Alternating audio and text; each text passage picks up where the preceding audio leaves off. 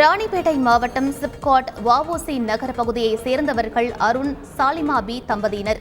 இவர்களுக்கு 8 வயதில் மகன் உள்ள நிலையில் குடும்ப வறுமையின் காரணமாக கடந்த 2 மாதங்களுக்கு முன் சாலிமா துபாய் சென்றார்.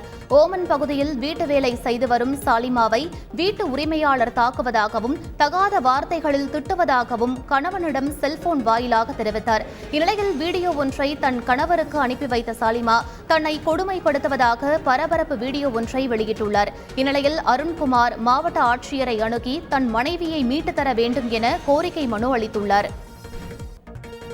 ரொம்ப திட்டுறாங்க, அடிக்கிறாங்க. ரொம்ப கஷ்டமாக இருக்குது. எனக்கு உடம்பு வர முடியல. நான் ஊருக்கு போகிறேன்னு சொன்னால் 2 லட்சம் 3 லட்சம் கட்ட சொல்கிறாங்க.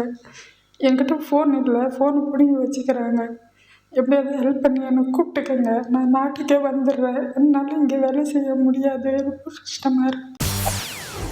செய்திகளை உடனுக்குடன் தெரிந்து கொள்ள உடனே சப்ஸ்கிரைப் பண்ணுங்க.